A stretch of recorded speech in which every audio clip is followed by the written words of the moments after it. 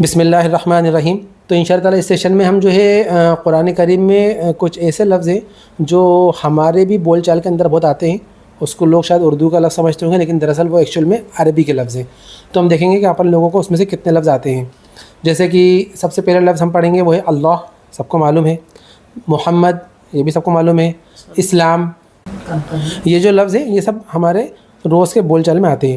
اس کے بعد قرآن ہے، الکعبہ ہے، کعبہ، جنت ہے، حلال، حرام، مومن، کافر، فساد، ہجرہ. ہجرہ بنائے، کس سے بنا ہجرہ؟ محجورہ، یعنی کہ ہجرت سے. اچھا. خالق، خالق بھی معلوم ہوگا، خالق پیدا کرنے والا. اچھا. صلح، صلح، صلاح کا مطلب ہوتا ہے مطلب فار ایگزامپل دو لوگوں میں لڑائی ہو رہی ہے تو بیچ میں جا کے آپ ان دونوں کی وہ کروا دو، ایگریمنٹ کروا دیں، اس کو صلح کہتے ہیں. لباس، یعنی کہ لباس یعنی لباس، کپڑا. اس کے بعد شکر ہے، اپن لوگ کرتے ہیں شکر ایک دوسرے کا، تھینکس کرتے ہیں. شیطان ہے، ٹھیک. موسیٰ ہے، ٹھیک. یہ ابھی اپن نے جو لفظ پڑھے ہیں یہ سب وہ لفظ ہیں جو کہ ہمارے روز بول چال میں آتے ہیں. اب ہم اس کے سیکنڈ اس میں دیکھتے ہیں.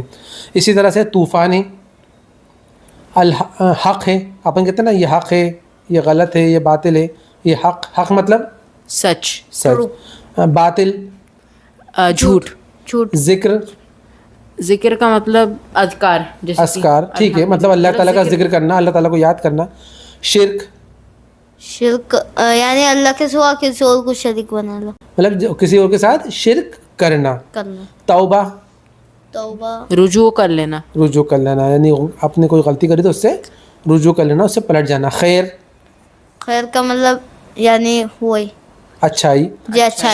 شر یعنی برائی. اس کے بعد والد یعنی اماں ابا. والد یعنی کہ ابا. والد جی. سورہ یعنی کہ چیپٹر. زکوٰۃ، زکوٰۃ جی، چیریٹی. دین مطلب ریلیجن بھی ہو سکتا ہے. دین کا مطلب بدلہ بھی ہو سکتا ہے، جو قیامت دن ہے نا جی، یوم الدین. حمد، مطلب اللہ کی تعریف. حمد مانے تعریف، اللہ کی تعریف نہیں، حمد مانے ہو رہا ہے ابھی صرف حمد، تعریف. جزا یعنی کہ بدلہ. رب یعنی اللہ. رب. حشر، میدان حشر. ہاں، حشر مطلب جمع کرنے سے، ٹھیک. مقدس کا مطلب ہوتا ہے کہ کوئی ہمارے لیے بہت زیادہ مقدس ہو، اہمیت کا حامل ہو.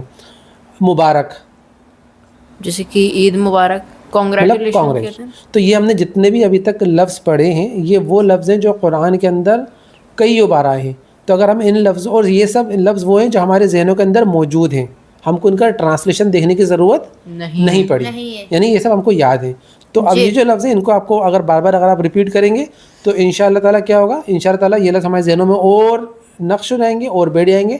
جب بھی ہم قرآن پڑھیں گے یہ لفظ سامنے آئیں گے تو ان شاء اللہ ہم کو ان کا ترجمہ نہیں دیکھنا پڑے گا.